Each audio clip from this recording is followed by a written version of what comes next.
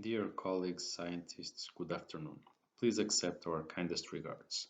My name is Nuno Ramos, and I'm a researcher of the Advanced Monitoring and Structural Integrity Unit, a division of INEGIT which has an important partner that is the University of Porto, one of the top ranked in Europe.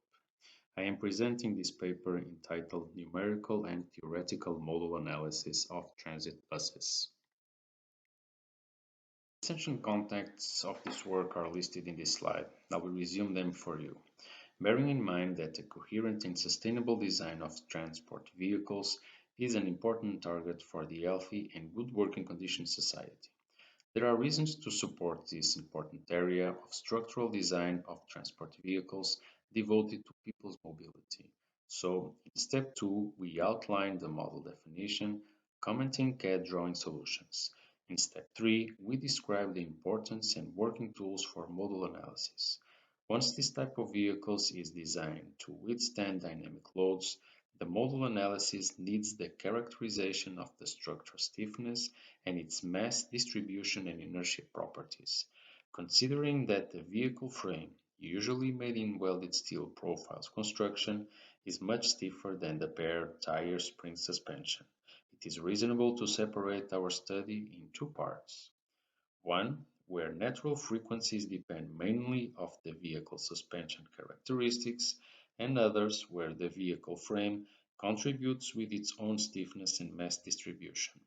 It is then predictable that the natural frequencies from the vehicle suspension parameter are the lowest of the eigenvalue spectrum. In step 4, the numerical analysis in the determination of the natural frequencies and modal configuration is described. For last, we have conclusions and further development about the theme. In this slide is outlined the motivation of the theme, working methods and results comparison between the tools employed. As you can read, there are listed the more important assumptions about the structure configuration and main distribution. I will not be boring you with the extensive reading about this, but I would like to enhance some important details for a coherent and accurate simulation model. So, for this case, the vehicle suspension is equivalent to a serial association of the tire and air spring stiffness over the normal direction, perpendicular to ground surface.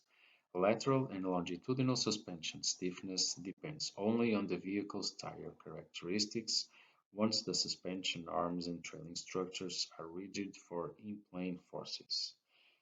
About the mass distribution, this parameter involves distributed masses, vehicle frame and passengers, and quasi-concentrated masses due to battery packs in case of the electric drive vehicles.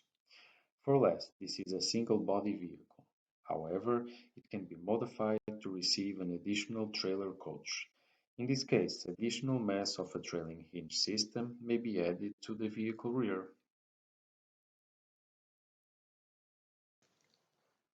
This slide shows the essential vehicle geometry, mass distribution, and suspension characteristics for an electric drive bus.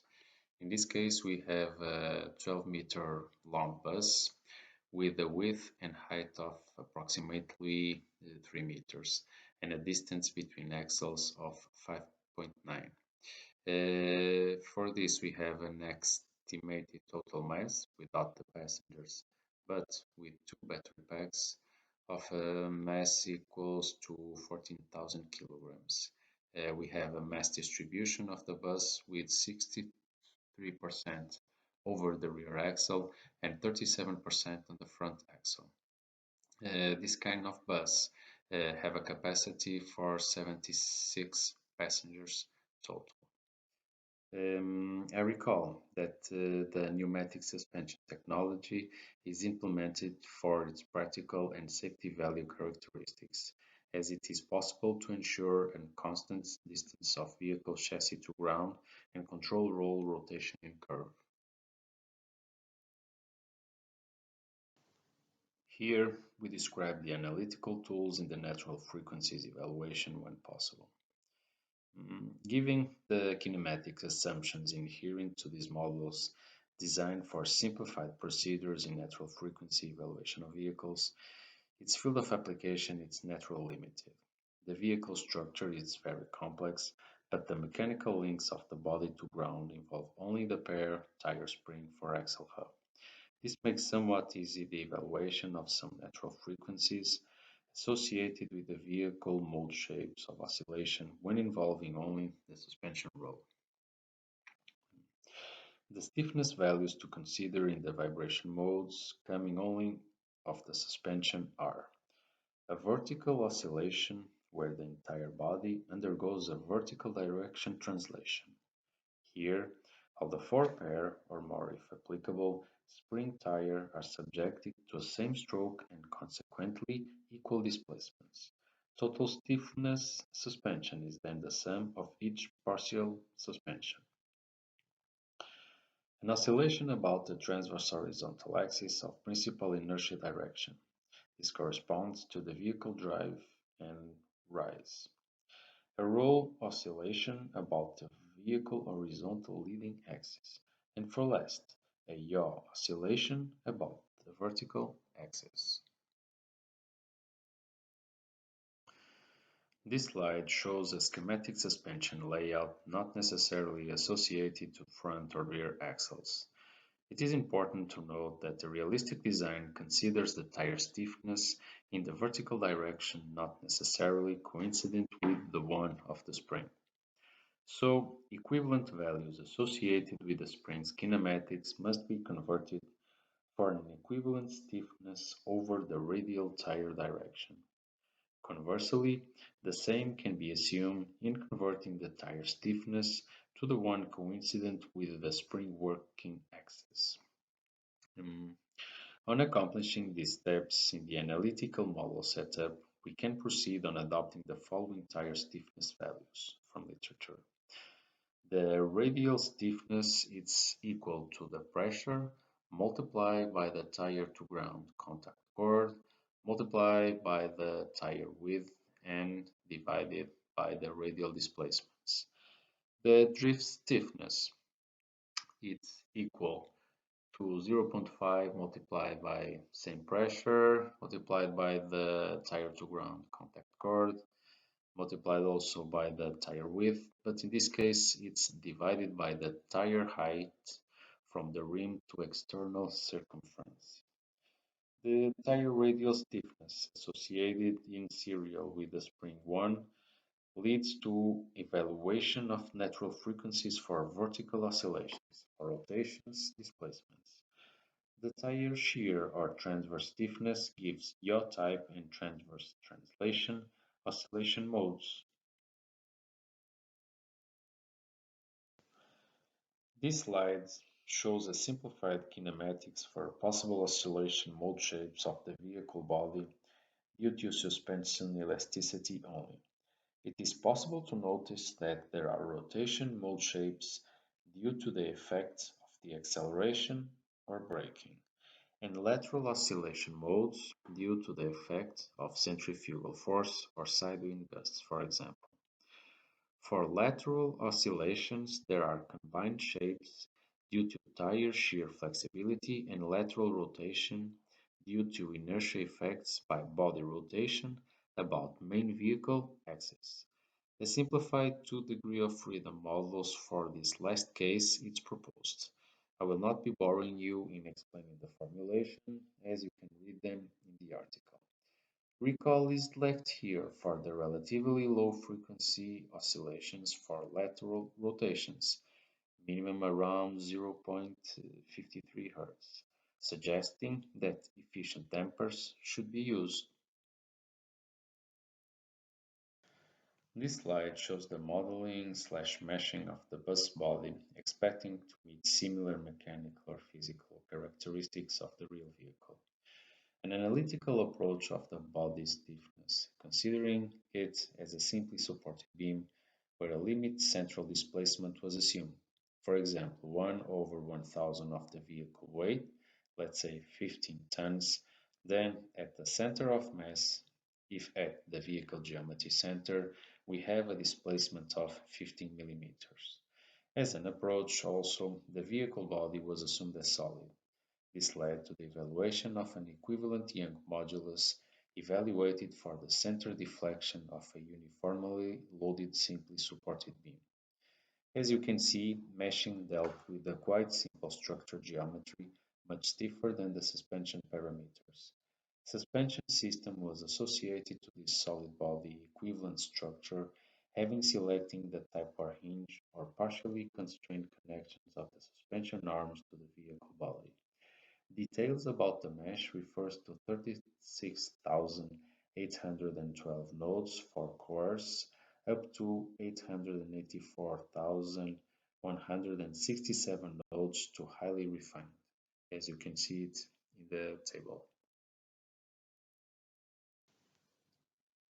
There are displayed some details about the finite element modeling using Abacus software. Tetrahedron and hexahedron elements were selected. Despite the problem runs with the hexahedron, finite elements were faster than the tetrahedron elements. This last one showed better stability and convergency to expect results. We mean that with element increase, the results did not show significant oscillations. Preference is given to the use of tetrahedron elements. We recall here the value of lowest frequencies. Possibly you remember that in a previous slide describing simplified models in the modal analysis, it was possible to obtain the first frequency equal to 0.53 Hz and the fifth frequency at 1.8 Hz. Comparing here with the first one at 0.5 Hz and the fifth one at 1.65 Hz. In this case, we have a quite good agreement.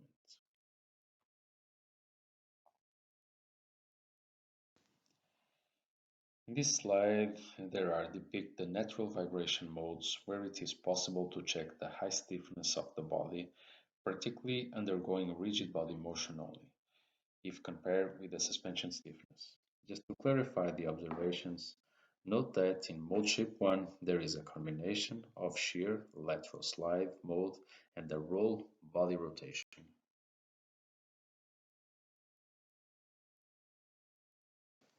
In addition to the results in the previous slide, this shows the natural frequencies change when the vehicle travels empty or with full passenger capacity. As it is expectable, a considerable frequency reduction is observed. This was not considered in our analysis.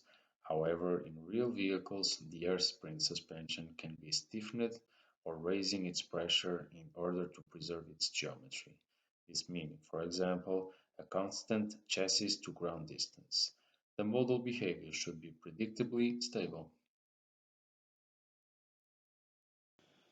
This slide resumes the comparison between simplified analytical models and finite element analysis where such comparison is applicable. Deviations are somewhat oscillating, but they tend to present a smoother and stabilized value for frequencies associated to stiffer vibration mode shapes.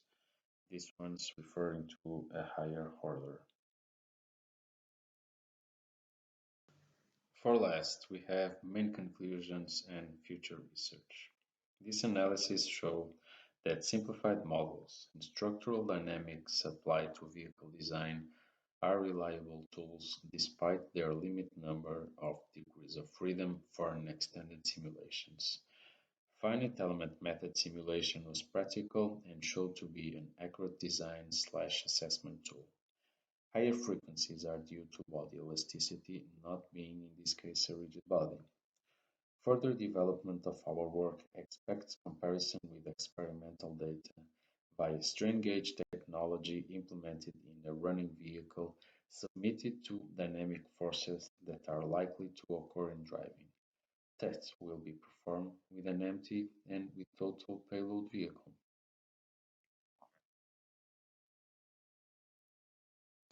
In this case, the authors would like to acknowledge the funding project called CRASH that is entitled New Technological Solutions for Passive Safety for Buses, co-financed by the European Union. And thank you very much for all of your time.